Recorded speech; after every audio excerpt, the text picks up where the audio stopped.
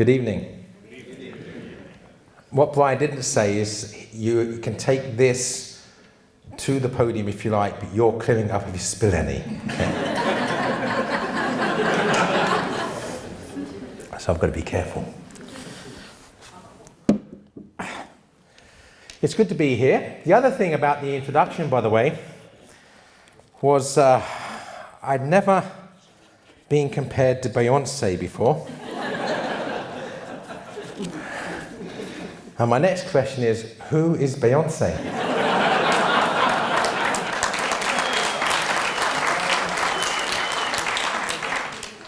And before I start on the talk, I want to make you all feel comfortable. So the first thing is, I want you to know that it's okay. You can speak in your strange accent, and I will try to understand you. And also, so you can feel at home, you can tell just by looking at me that I am poor, and that my children are, even as I speak, wondering where the next meal is coming from. So this week's grocery bill is going to be however much you spend on books. So please do take a look at the book table. That's where I'm going to be hanging out after the talk to answer questions. I think there'll be a formal Q&A as well. At least I assume so. But beyond that, yes. So beyond that, then any other questions or conversations will be at the book table. So that being said, this is a bit wobbly. I'm a bit worried about spilling the beer. I better put the beer on the floor. On terra firma.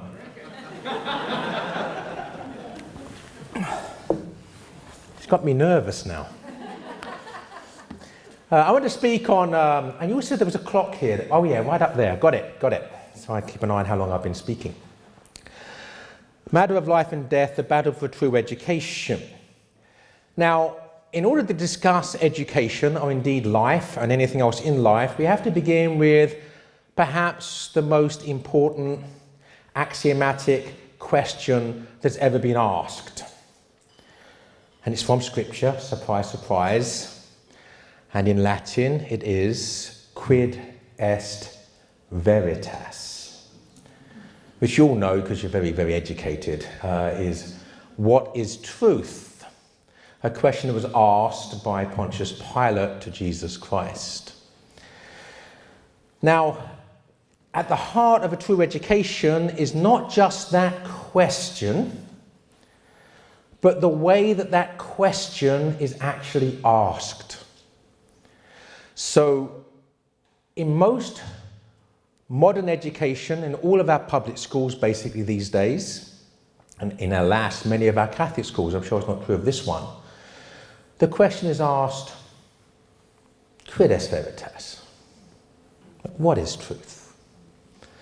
As something which is a question which is inherently unanswerable, and therefore not really worth asking.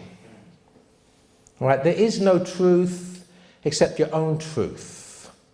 Or if there is a truth, we can't know it, so what's the point of concerning ourselves with it? Now, if an education begins with that attitude to that question, education is killed at the outset. A true education has to begin with quid est veritas? What is truth? As a question to be asked and answered. And of course, we could, on one level of things, we can say, well, that's a question that's so big, so vast. Truth itself is so huge that, of course, we can't all know all of it. God is omniscient, all-knowing. We are not. But that doesn't mean truth doesn't exist because we can't know all of it. But on another level, we can answer that question very, very easily because it's been answered. Also in Scripture, Christ is not answering Pilate directly, but the answer to the question, what is truth, is I am the way, the truth, and the life. There is no way of coming to the truth in its fullness except through Jesus Christ. Which which means there's no way of coming to the fullness of truth in education except through Jesus Christ, which means any attempt at an education which attempts to leave out Jesus Christ is doomed to failure from the very beginning. So a true education is education as if truth mattered, and that has to be an education as if Christ mattered. And those who don't believe in truth cannot breathe life into education. They can only kill it. That's why it's a matter of life and death. So let's try to unpack truth a little bit. This always helps. In vino veritas. Not strictly vino, but give me a bit of poetic license here, right?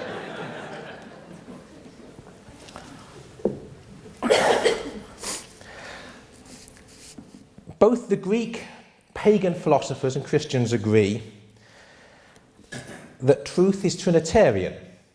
Now, the Greek philosophers would not have used that term because we couldn't know about that term until really it was revealed in the fullness of Christian doctrine following the Incarnation.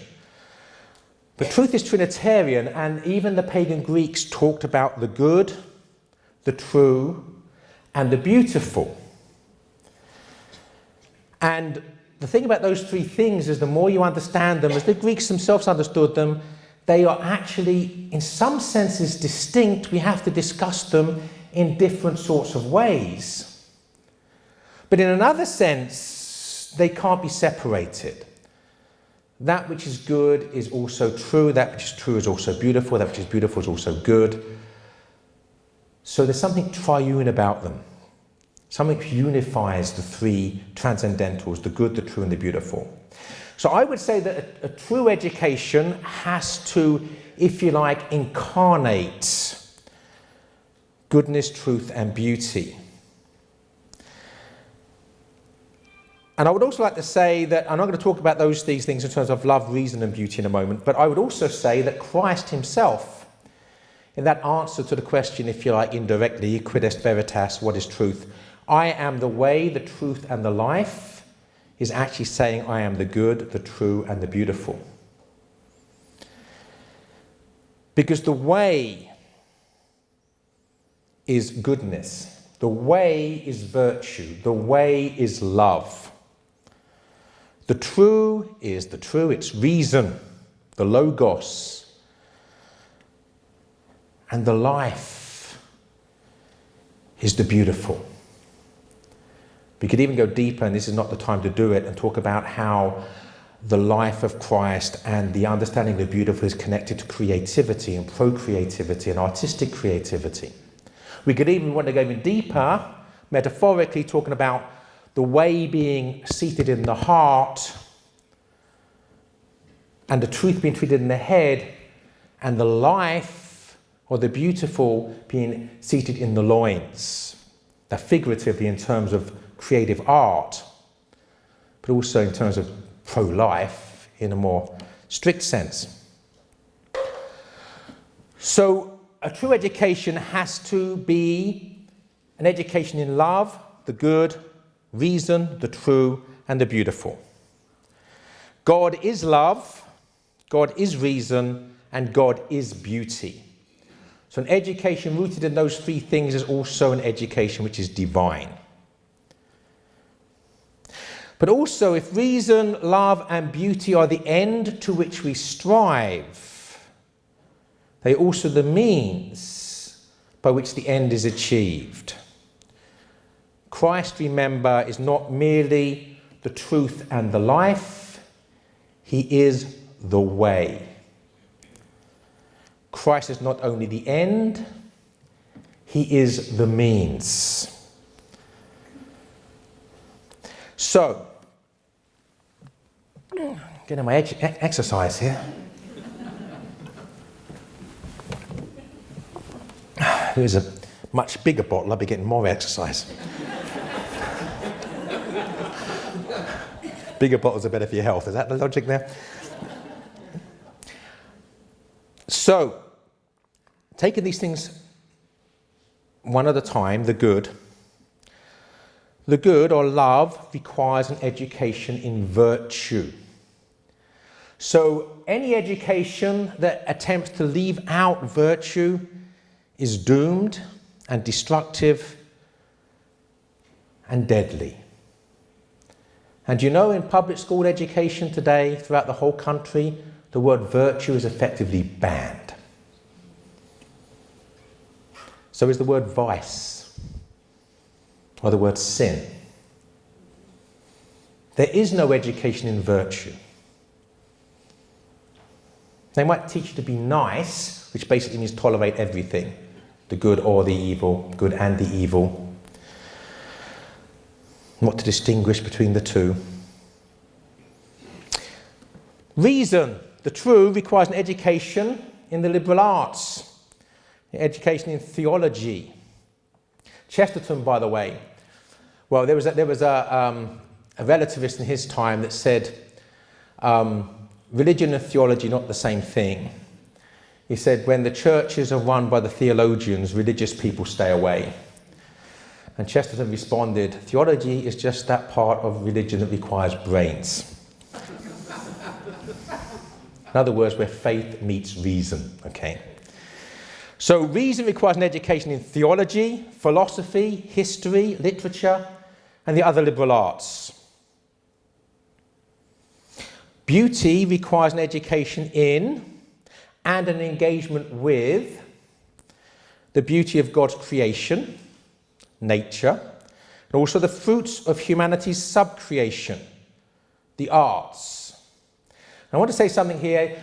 Basically, I don't know if anybody will ever to record this, how often in a talk it's possible for me to give a talk of more than 10 minutes without mentioning both Chesterton and Tolkien, but I haven't given it, I failed this time anyway. Because Tolkien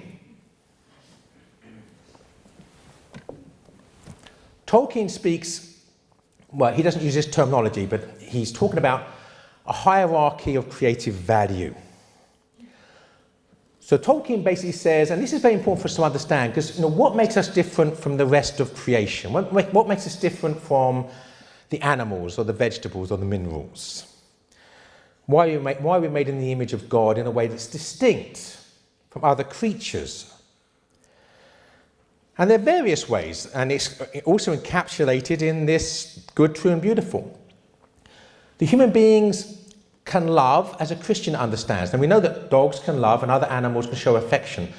But to love in a Christian understanding is to freely choose, rationally, to lay down your life sacrificially for the other.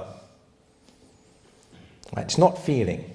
That's one of the things that the modern world gets wrong. So we can love.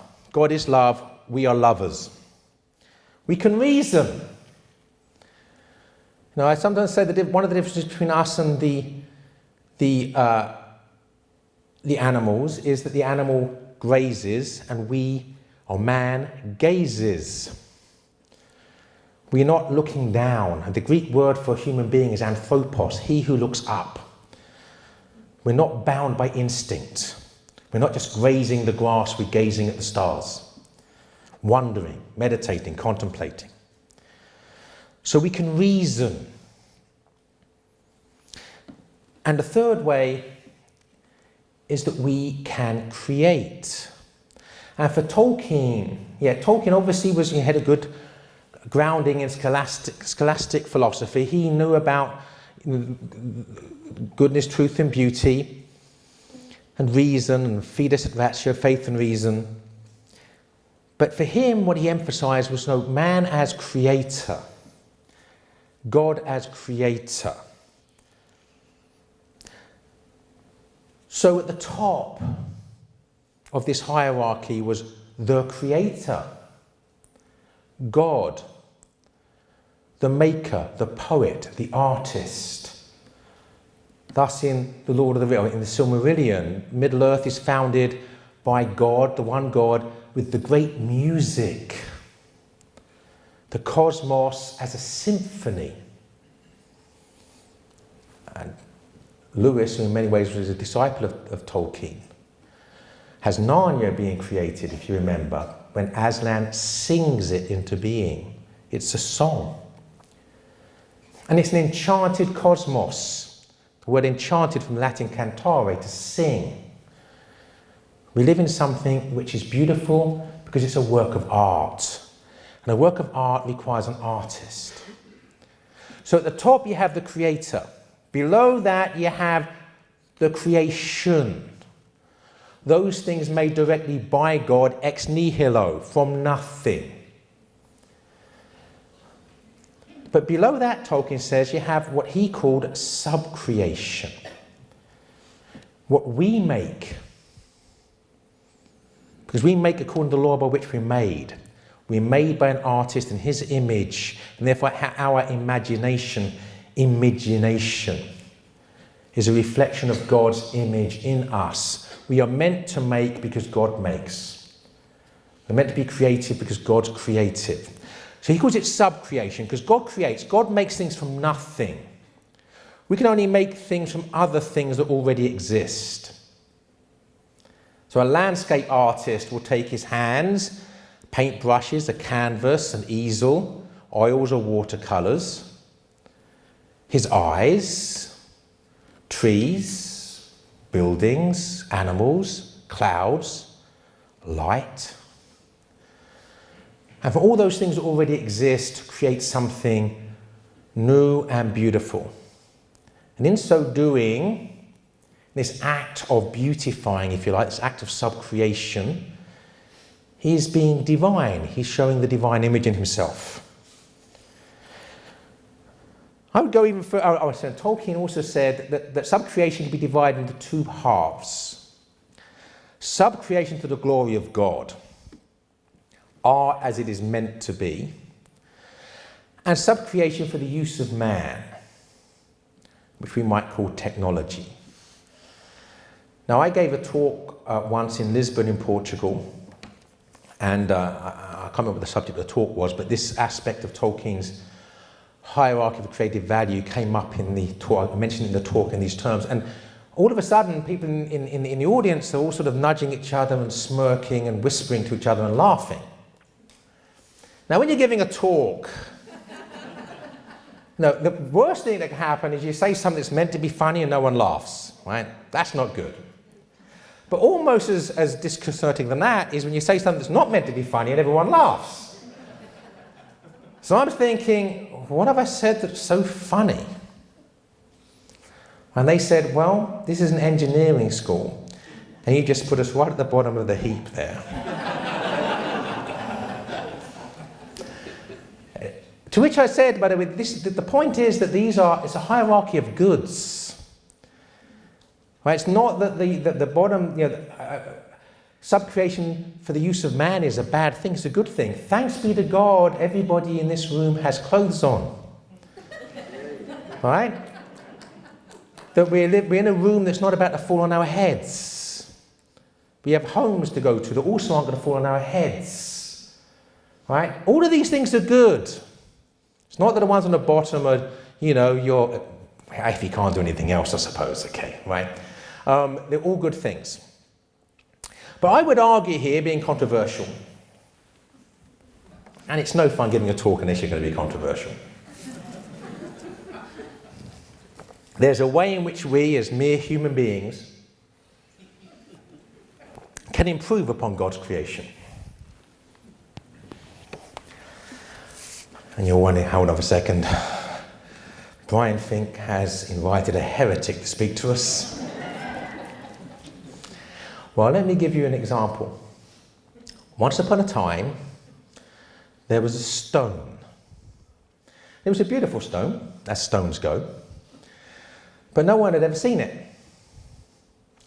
But through the subcreation, for the use of man, through the use of technology, this stone was dug up so people could see it. So the first time other people other than God can actually see the beauty of this stone. That's not bad in itself. But then this person looked at that stone and thought, that's actually a very beautiful stone. And I think I can make it even more beautiful. And they start doing things with that stone. And now, Whenever anybody goes to Rome and they walk into St. Peter's Basilica and they look on their right as they go through the door and see Michelangelo's Pieta with the Mother of God, with Jesus cradled in her arms, their hearts and mind are lifted to God, lifted to heaven in prayer because of the beauty of what they're looking at, both as art and the theology beyond the art. This is how subcreation, man's gifts given to us by God, can even elevate God's own creation to higher levels. So, in summary, a true education has to teach virtue, love, reason, the truth, and an appreciation of and an engagement with the beautiful.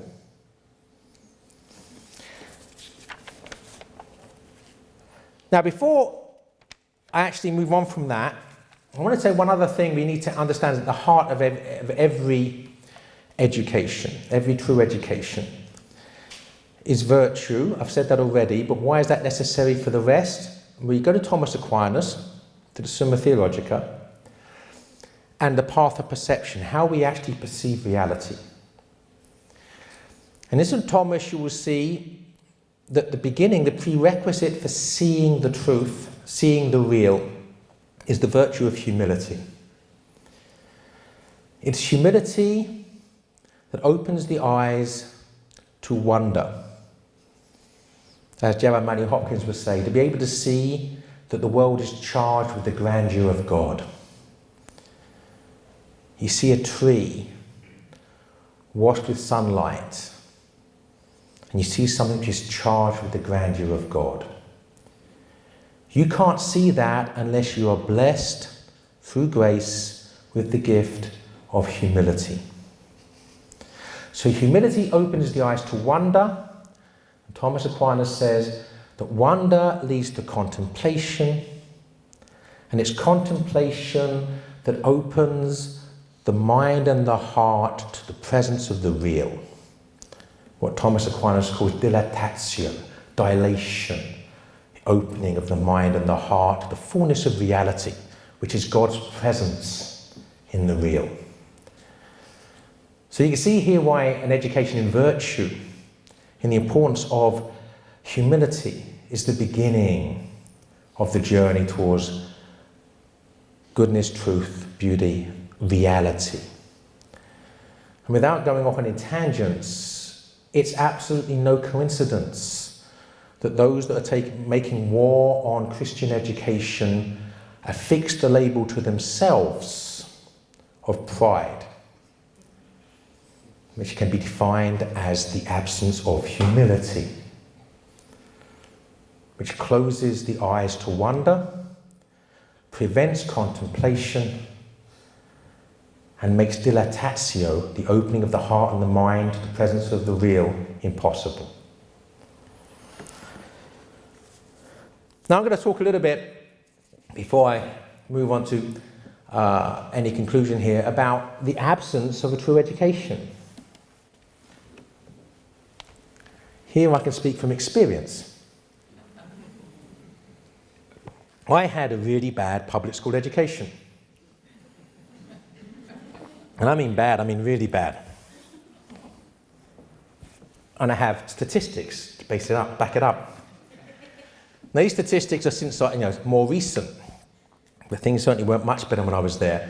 The school district where my school was recently shown through statistics gathered in the United Kingdom as being the worst school district in the whole of the United Kingdom.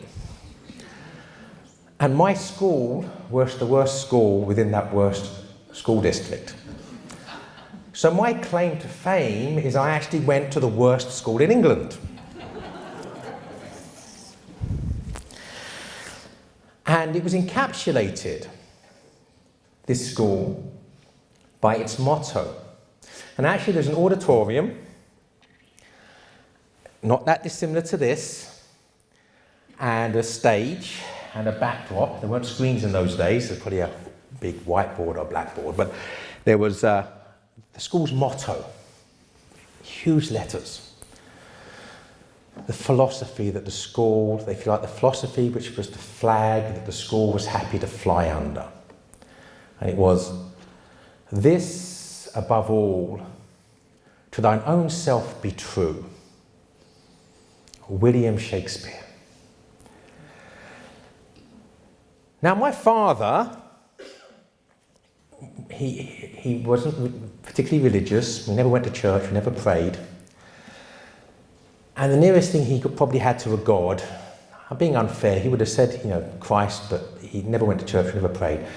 But he adored, idolized England. And what my father taught me is there are only 3 types of people in the world. There are Englishmen. There are those who would like to be Englishmen. And there are those who don't know any better. Now I know which I am. I'm going to leave you to say the dilemma as to where you fit into that equation.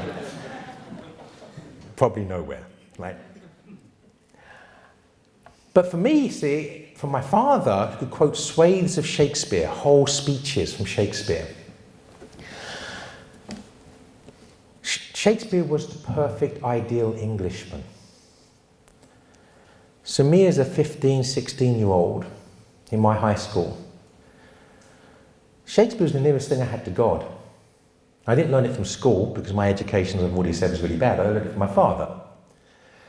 So I thought, okay, this is a bad school and I'm getting a bad education, and I knew it, but at least I could take that as my own personal motto because Shakespeare said it. Now, of course, that motto is radical relativism. This above all, to thine own self be true.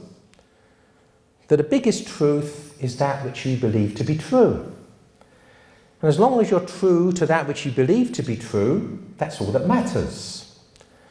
It's not about there being a real truth out there you have to discover. It's truth in here which you have to be true to. Now, as Chesterton said, without going off on a tangent, the self is more distant than any star. So if you believe you're going to find any rooted truth in yourself, you're being self-delusional. But anyway, I wasn't thinking that clearly or that deeply as a 15-year-old, so I took this as my own personal motto. I got in all sorts of trouble. There might be a book out there, I think there's a book out there, a few copies of my book, Race with the Devil, my journey from racial hatred to rational love, and I was a white supremacist, and I was also involved with the terrorist organisations in Northern Ireland, fighting against the IRA for the older people who know where the IRA are, or were.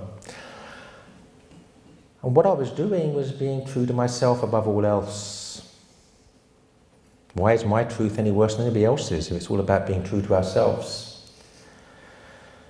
So I went in all sorts of weird, bad, dangerous, destructive, nasty directions, following the truth, which was my prejudice, which is following the self.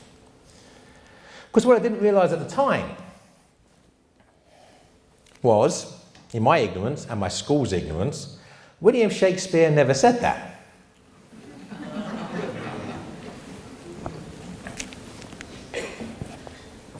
William Shakespeare wrote that, but Polonius said it. Polonius is a character in Hamlet who's a blithering idiot. That philosophy is given to Polonius' son Laertes when Polonius is about to go off to college. Polonius is a spy, he's a relativist. Hamlet ridicules him by looking at the shape of the clouds. It looks like this, looks like that, and Polonius just agreeing with him to humour him, but really what Hamlet's saying is, you have no beliefs at all. Chesterton, by the way, talks about the difference between the philosophy of the tree, that which is rooted and real, and the philosophy of the cloud, that which is just blown around by the winds of fashion and changes shape and changes colour accordingly. Polonius gives that advice to his son, and it's basically Polonius saying to his son, no, my son's going for college, I've got to give my son the facts of life, right?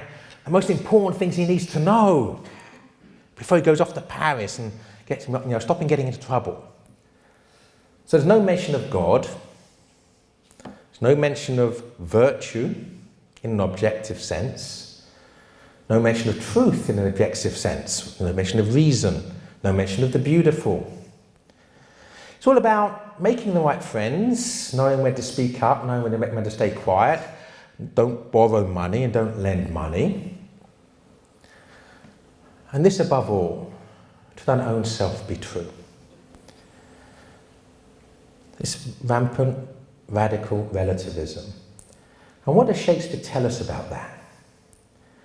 Well, Polonius is the spy master in the pay of wicked King Claudius, who's murdered his own brother, having an adulterous affair with his brother's wife.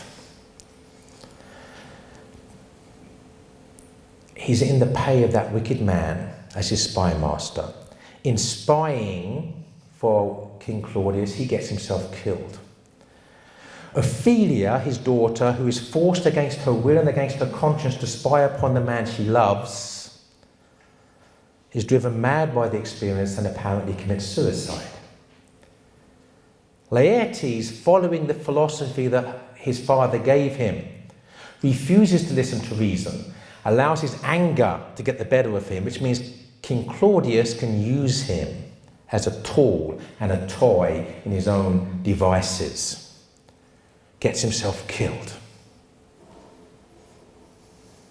So what is Shakespeare telling us about this above all to thine own self be true? That relativism is deadly, destructive. Because my school, clueless about Shakespeare, about Hamlet, how to read Hamlet.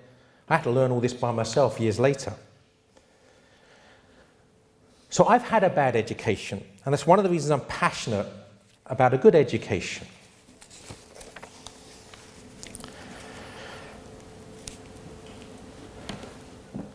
So restoration of a true education is crucial to the future of life on earth. That which is rooted in the past will blossom in the present and will bring forth beautiful fruit in the future. That which is rootless, that hates the past, treats the past with contempt, withers and decays in the present and dies in the future. The culture of death is not only deadly in the present, but will prove to be suicidal in the future. Chesterton talked about the modern man and his contempt about the past as a contemptuous cad who kicks down the ladder by which he's climbed. And in our modern education system, it's worse than that. You know, if you like, everybody can have the right, even if it's an act of stupidity, to kick down the ladder by which they've climbed and an act of ingratitude. But the modern philosophies in our public schools today are not just interested in kicking down the ladder, they want to burn the ladder so that nobody else, either now or in the future, can climb it. Chesterton also said that man is a mysterious creature who can only move forward by looking back. And you know, the only thing that's real beyond the divine, beyond the vision of God, that is beyond the metaphysical, the only thing that's physically real is the past. Let me explain that. Because all of our collective experiences, everything we brought here, is in the past. All of the ideas that have led us to want to be here are in the past, in the sense we've learned them, right? Things we've engaged with and have accepted or rejected. Our journey here, physically, is in the past. By the time you hear what I'm saying, it's in the past. By the time it gets to your ears. And even when you perceive what I'm saying, by the time you perceived it, it's in the past. Chesterton said that the future is like the point of a pin. It's so small, if you try to sit in it, you jump up pretty quickly with a yelp. You can't. Like the mathematical point, right? It is so, in fact, the mathematical point isn't even small, right? It's infinitesimal. The present, to all intents and purposes, is infinitesimal. The future, by the way, doesn't exist. This is all very controversial, and some of you are squirming, and I like that. A bit of squirming. Because it hasn't happened yet. And you could be fairly sure where you're going to be tomorrow, and it's fairly probable you'll be there. I mean, unless you have an accident on the way home, or get violently sick, whatever you intend to do tomorrow, you will probably do. So in all probability, the future you have an idea about, it's not going to come true as you imagine it, but you'll be in the places you think you're going to be. You won't know what's going to happen when you're going to be there. So we all live in the past because it's the only place we can live. So when you have a philosophy that says the past stinks, let's start from scratch. Apart from the fact that any philosophy that believes you can start from scratch and just obliterate the collective human experience, when you learn the humanities, you're learning about humanity, right? From Homer onwards. What are the things we all have in common as human beings? Well, let's look at what human beings have all done in common for 3,000 years. The same sins, the same virtues. Let me put one thing straight here, by the way, for the metaphysicians amongst you. For God, of course, and that's in case any of us are forgetting otherwise, such as Polonius, we are not God. The past doesn't exist, and nor does the future, because God is omnipresent. And when we think about God's omnipresence, we tend to think about the fact he's present everywhere. He's on my head, he's under the table, right? He's at the back of the room, and that's all true. He is. Of course, in all those places. He's present everywhere. But deeper than that is everything is present to God. Right? Adam and Eve didn't happen yesterday for God. And the end of the world doesn't happen tomorrow for God. It's present to him. Now, if we can't get our head around that, that's because we don't have the head that God has.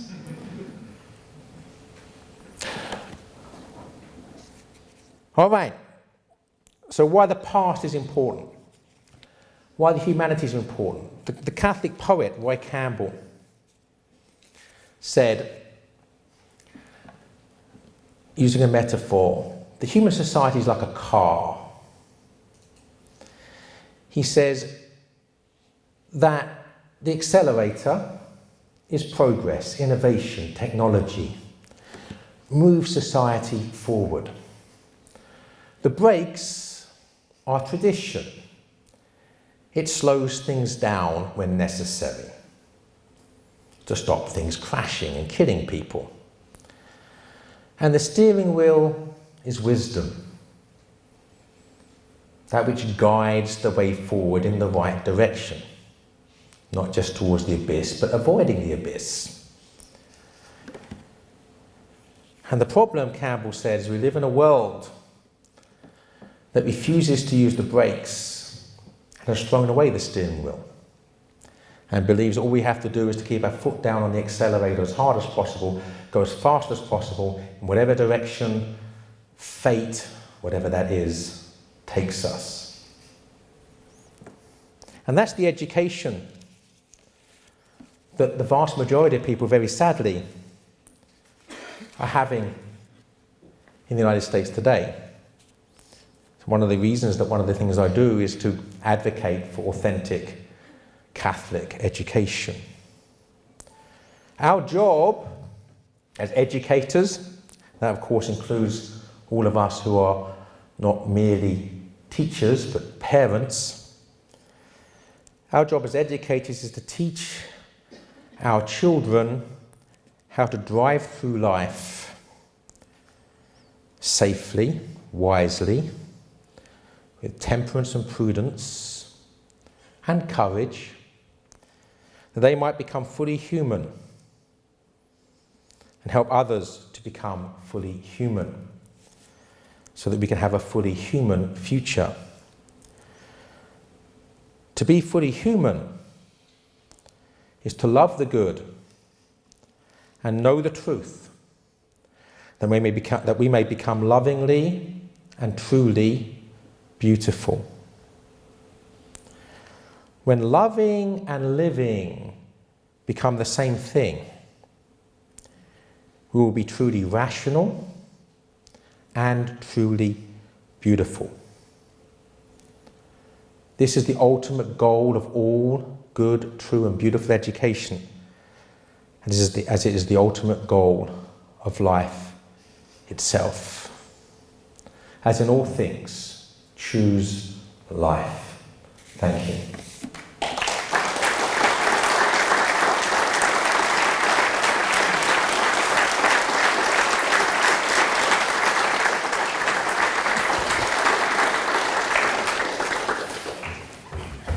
Joseph, are you all right moderating questions? You are. You bet. Thank you, Brian. I like that laissez-faire attitude. It's beautiful, right? Now I'm going to risk, now as I've got the notes, I'm going to risk holding my beer. So I'm living dangerously. I mean, not completely fine, because it won't be dangerous then, okay? It's dangerous. Any questions? That's right, there we go, yep. Can you just repeat your last line? The conclusion. As in all things, choose life. Rewind a bit further. Try to get my notes out again without putting my beer down. That's getting really dangerous. Here we go. When loving and living become the same thing, we will be truly rational and truly beautiful. This is the ultimate goal of a true education, as it is the ultimate goal of life. As in all things, choose life. You're welcome. I think I did see another hand up. Yeah. In addition to the perspective that education has sort of lost its sea anchor and now is putting us in peril, I wonder if you've given thought and can comment on the extent to which you think that's not indeliberate, but in fact is a way of shaping an education to oppression. Okay, that's a big question, and I'm going to answer it in 2 minutes, which means probably not very well. It is, well, the most important thing is you have to realize from the beginning of time, you know, from literally from the beginning, it's scriptural time, or from the time of the shared experience of humanity, history, that we know of, there's a battle between humility and pride. And so every generation, there's a war going on between the things of God and the things of the world. So when Christ says, if they've hated me, they will hate you, I think he knows what he's talking about. So at the deepest level, what we see is the struggle between pride and humility. And which means if you study history, you study the Spanish Civil War, the Russian Revolution, the rise of the Nazis, the French Revolution, the Enlightenment, the early church, the Roman Empire. It's a war between secularism, those who put the world and its pride, its pomp ahead of virtue, and those who do the opposite, who put humility and virtue and doing the things of God ahead of the world. So that struggle is going on in every single generation, because it manifests itself in different ways depending upon the circumstances at the time. And it's important because philosophically, without getting too heavy, it means that the substance, right, the essence of these things, their being, is that perennial war between pride and humility. The accidental aspects of it changes. So in 1930s Germany, 1917 Russia, 1780s Paris, early Rome, the early years of the Christian church, there will be accidental qualities that change. So at the moment, pride manifests itself in ways that are, if you like, peculiar to this particular time. But the spirit is the same. So I think that at root here, we have that as the underlying philosophy, not some sort of conspiratorial desire just to oppress and control. All right, that's there amongst certain people. But even then, right, so my answer is that. This is a postscript to the answer.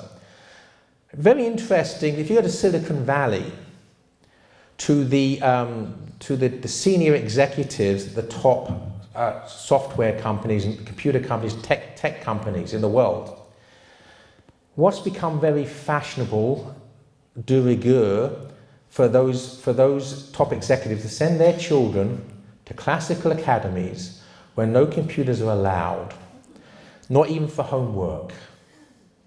And there's two reasons for this. They know the addictive quality of technology, and they don't want their children becoming addicts. They also, as techies, know it's easy to learn that stuff. Look, I'll teach my kids computers when they're 15. They don't have to know about it till then. Keep the computers out of their life till then. Let them have their childhood. But the other reason is, and they're discovering this now, if you want people in the tech industry that can actually make the right decisions, be innovative in their thought processes, be able to have human interaction with other human beings, you don't hire computer geeks.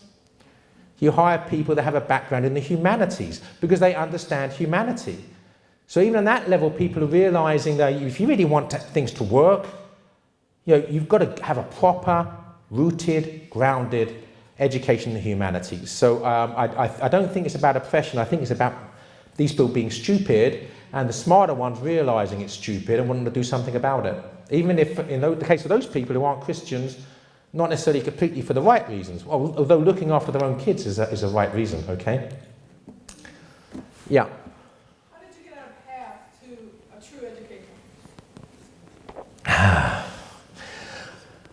My book, Race with the Devil, a large part of it is about my relationship with my father. And a large part of my growing towards Christ under grace, or never ever leave grace out, of course, was unlearning some of the things I'd learned at my father's knee. And the reason that I'd learned at my father's knee was so powerful was I had a very good relationship with him. It was the opposite of an abusive relationship. We were very close. And a lot of the things he taught me, the love of Shakespeare stayed with me, the love of literature stayed with me. He taught me to play chess, for which I'm very grateful. He taught me to see the beauty in creation. You probably wouldn't have called it creation, you called it nature or something, but so I've lots of things to be thankful for, but he also taught me racial prejudice, an arrogant attitude towards my own country, that thing said about England. So learning to distinguish between the good things I got from my father and to unlearn the bad things was important. But under grace, coming across G.K. Chesterton was crucial. And so my first book as a Catholic was my biography of G.K. Chesterton.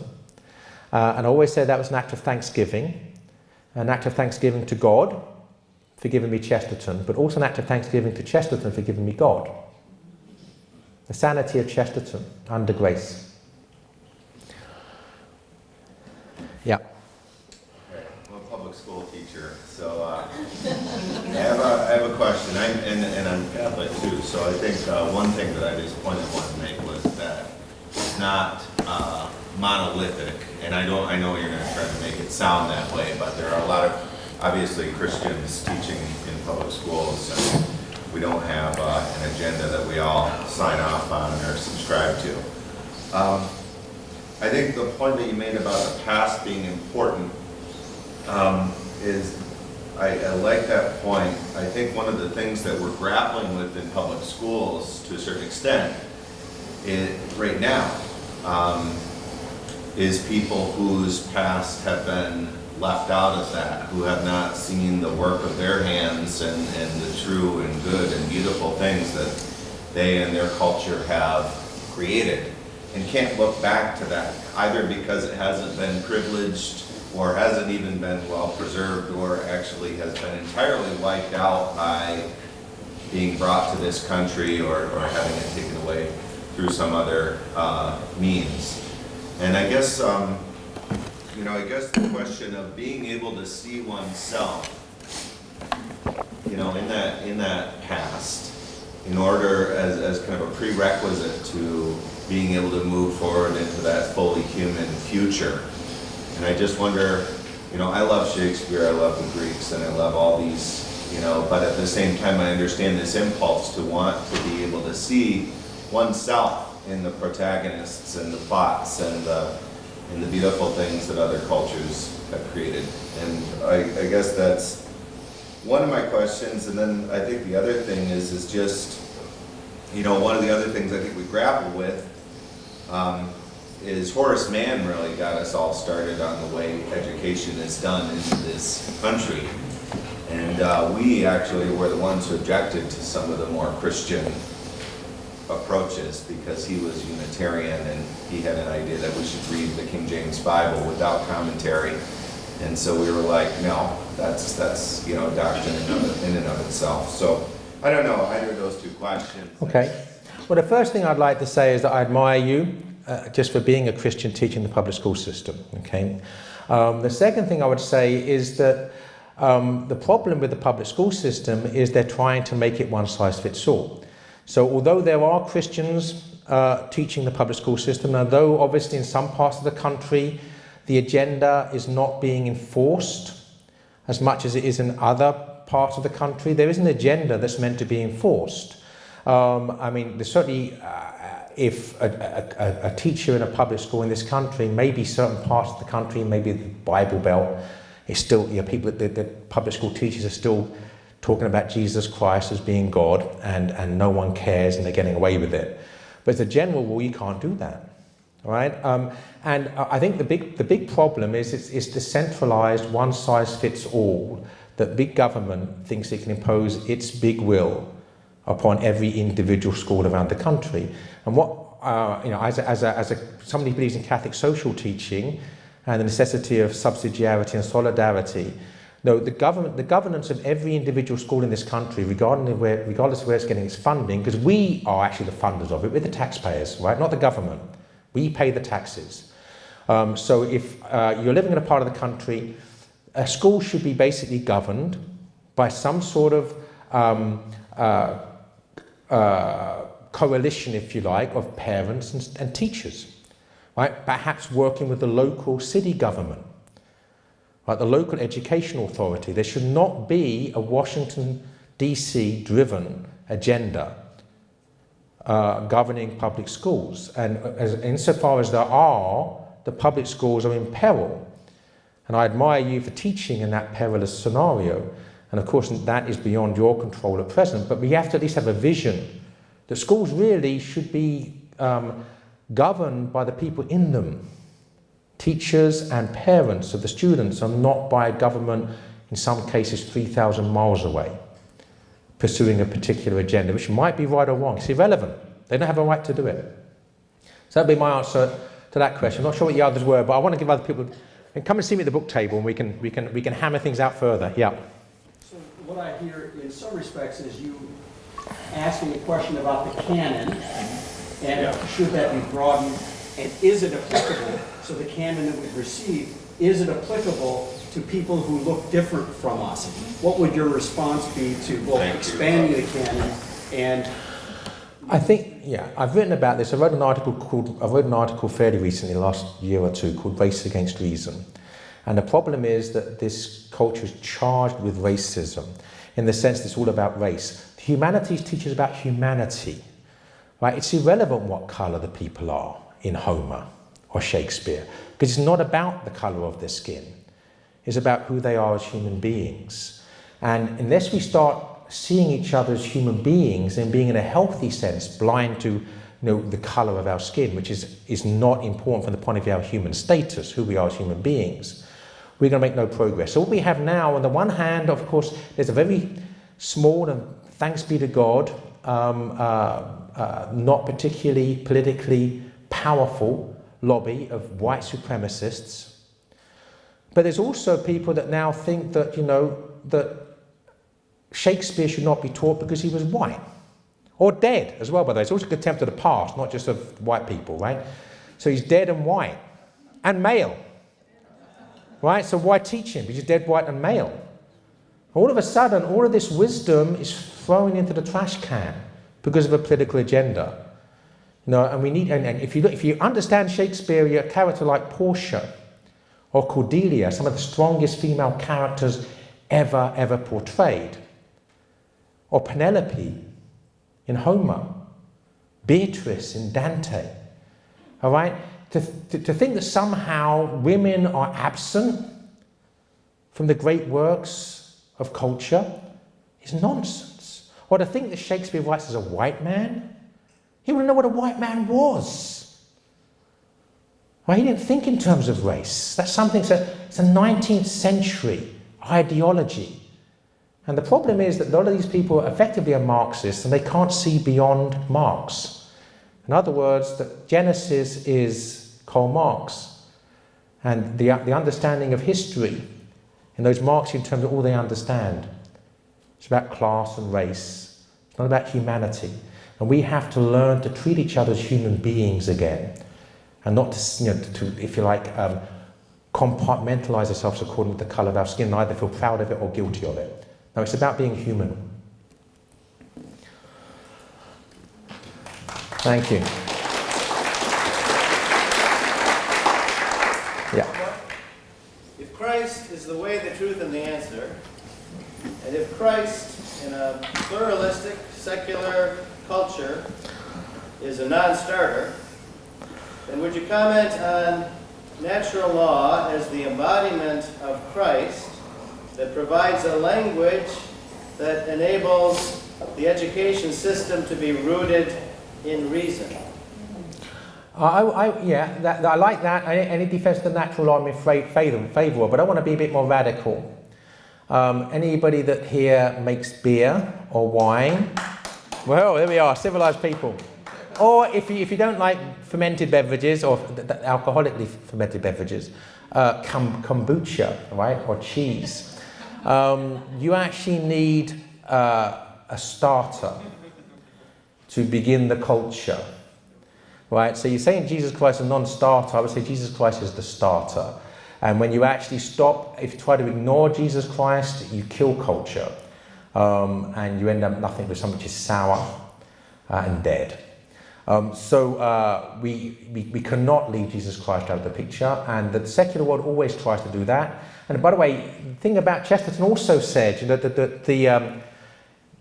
the history of the church has been one revolution after another against the church, and in each time the church has been killed and risen again from the dead. So in the early church, the various persecutions, the Enlightenment, the French Revolution, the communists, the Nazis. Well, the Soviet Union is not around anymore. The Russian Orthodox Church is more powerful now than it's certainly been for at least 200 years. After all the communist revolution in China, the Christian churches are growing faster in China than any other part of the world. So basically, whenever you try to kill Christ, and let's not forget that the church is his mystical body, the mystical body of Christ, it resurrects from the dead. And our danger, our problem is we are myopic, and we think that whatever powerful in our own little brief lifetime is going to win forever. And that's one of the good things about studying history. History teaches us that's not the case. If you were living in Germany in 1936, you go, well, Hitler's talking about a 1,000-year Reich.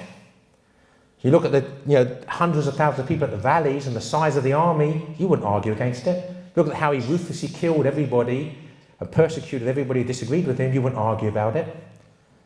You might run away, you might leave the country, otherwise you'll shut up. Same in the Soviet Union, same after the French Revolution, etc.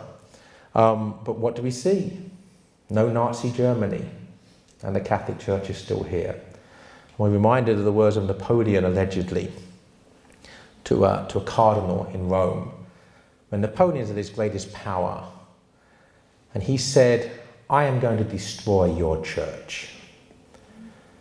And the cardinal said, "We cardinals have been trying to do that for 2,000 years."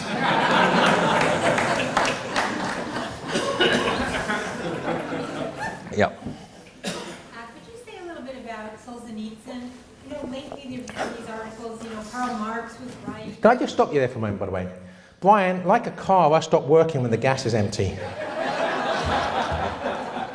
I'll probably chug on a little bit for a few minutes. Same would be great, thank you. Yes, what was your question? I was just going to ask you to talk a little bit about Solzhenitsyn, and lately there's been a lot of articles, Karl Marx was right, and all these things are resurrected. And just your take on why this amnesia of what the Soviet Union really was. Well, the first thing, of course, to have things like Marxism still being taken seriously, you have to begin with the ignorance of history. Right? You have to know nothing about history to still think that Karl Marx has any place in any rational discourse.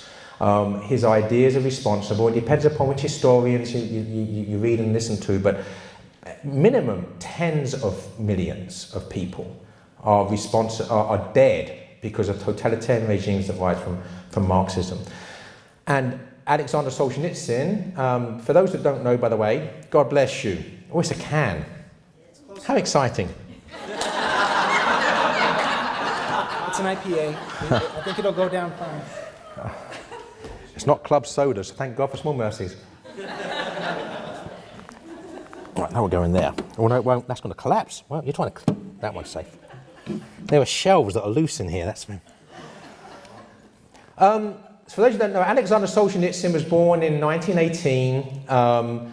So basically, he's born with, I think it was 14 months after the Bolshevik Revolution. So he grew up under communism, became an atheist, became a communist, and basically for various experiences in his life. I've written a book on Solzhenitsyn. It's for sale out there. By the way, you get 10% on all sales of the Solzhenitsyn book, okay?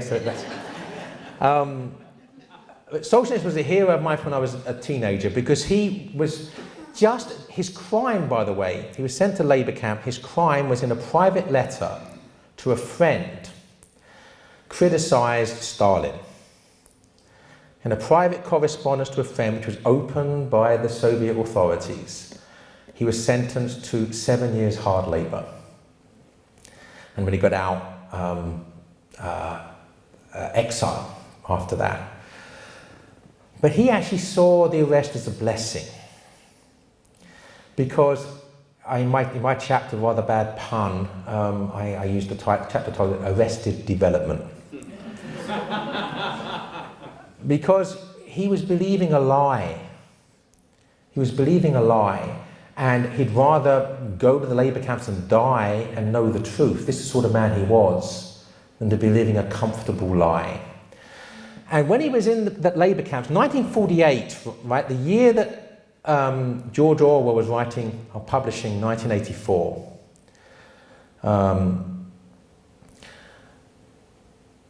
Solzhenitsyn was in a labor camp. Orwell's 1984 ends in despair. Right? Winston Smith is crushed by Big Brother, not just crushed by being killed. That wouldn't be a victory, right? Because you'd have the martyr. So Orwell has to make sure it's a complete, utter victory for Big Brother. So he has to have Winston Smith basically believing what Big Brother believes. In other words, believing the lie, the ultimate defeat. The same year that Orwell's publishing that, Solzhenitsyn is in a prison camp, the prisoner of a totalitarian regime, the Soviet Union, which is also the largest country in the world, a mere prisoner, and resolves to bring down the Soviet Union as an individual. And one of the glorious things about Alexander Solzhenitsyn's life is, he was, I won't say single-handedly, but if you had to name the figures that were crucial to bringing down the Soviet Empire, you'd certainly say St. John Paul II. You probably should say Ronald Reagan and Margaret Thatcher for different reasons, but you'd have to say Alexander Solzhenitsyn.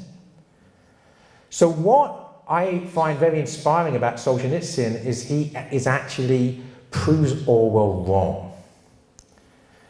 That Winston Smith can actually defeat Big Brother. And for all of us living in tyrannical times to one degree or another, right, this is a soft tyranny, should we say, we're living under now. There's certainly been harder tyrannies than this one, and it's hardening, right? And let's be aware of that. That we can see from the experience of Solzhenitsyn that courageous men can stand up and bring down giants. David and Goliath, Jack the Giant Killer. So I find his story incredibly inspirational. And this year, say 1918, this is his centenary. And by the way, 10% new subscriptions to the St. Austin Review, because we will be having an Alexander Solzhenitsyn commemorative celebration issue in November, December to commemorate the centenary of Solzhenitsyn's birth. Okay? Anyone? One more. Yeah. So before we came to Resurrection School, we were in a very liberal public school, liberal state.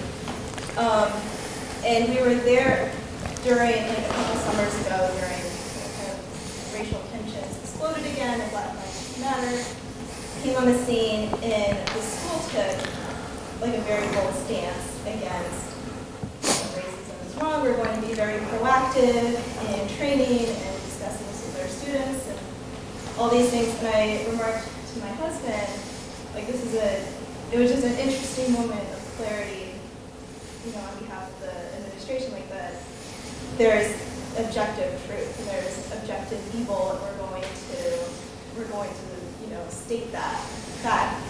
And it was, I don't know, I felt I grew as a Catholic too, to be able to walk with them, and say, you know, yes, you're right, this is wrong, and we're going to, you know, talk about how we can combat this, you know, ideology of racism. And I was wondering, kind of serving our culture, do you see other touchstones where the church, maybe through education, can also kind of lead our culture along? So yes, you know, you're grappling for truth, let's show you. Well, let me say one thing here, that you, as a family there, are incarnating what we need to see happening, all right? In other words, that we have to transcend the whole discussion. Because, you know, I gave a talk at, where was it? It was in Illinois State, the University of Illinois State, the one in Champaign. University of Illinois. It's all a blur to me, right? But I gave a talk there recently, and they were just expecting 100 or so local Catholics to turn up, and it was packed with 500 people because the topic was my conversion story, from white supremacist to rational love. You know, and I gave the talk, and there was a young black lady at the end, basically put her hand, and I took a question. She said, basically, you're a racist. And I said, well, why am I racist? Because you're white. You know, all white people can't help being racist, right? And I thought, well, you know, if we get to that situation, you know, we're not going to ever be rational. If every black person thinks every white person is racist, it's the end of any rational dialogue. We have to get beyond race and treat each other as human beings. You're doing it. And it's a bit like, you know, that 98%, I think in Iceland, 100% of the children with Down syndrome are exterminated in the womb. Right? We have a child, we're blessed to have a child with Down syndrome. Right? You're out in public with a child with Down syndrome, that's the best witness. Right? You're the best witness. So I think we have to get beyond this absolutely maniacal seeing of everything in terms of race. And it works both ways. And of course Black Lives Matter. Although I don't see that the radicals that organise Black Lives Matter worry about the fact that a far higher proportion of black children are killed through abortion. And that Margaret Sanger, the founder of Planned Parenthood, was a racist, and that was part of her agenda. Right? This doesn't stop them supporting Planned Parenthood. So there's selective blindness here. We really need to get beyond race, right? Get beyond race and start seeing each other as human beings. And that means we have to really stop talking about things in racial terms. Yeah. I think this is the last one. Well, I tell you what, we said 9 o'clock, we'll finish at 9, but no one's allowed to leave till 9:15 because you've got to buy a book first. describing Marx and the way he divided, culture, and then denies humanity. I kind of retro back to Descartes and dualism, and is there a root there? I don't know, something just connected that. Well, Marx is part of the philosophical tradition that goes back to pre-Enlightenment, late Renaissance, when basically people are getting they're impatient with, antagonistic towards scholastic philosophy, right? And so humanism, as it's called, begins, fair enough. Let's look at humanity. That's good. I've been advocating that all night, right?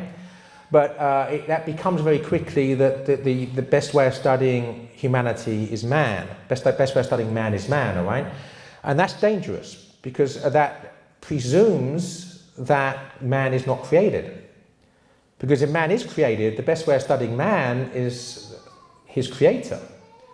So so it goes right back to the Renaissance, and basically Marx is just stealing, borrowing, building upon the ideas of Hegel, who's part of that philosophical tradition of just turning its back on, should we say, a theocentric, a God-centered understanding of the cosmos towards a human-centric, anthropocentric understanding of the cosmos. Okay, yeah. I just want to know, is the motto still the same at your school? I haven't been back there for years. I don't think I'd be very welcome. I doubt it, because they probably think Shakespeare's a racist, Nazi, white male, and they don't teach him anymore. So I have no idea. All right, thank you so much.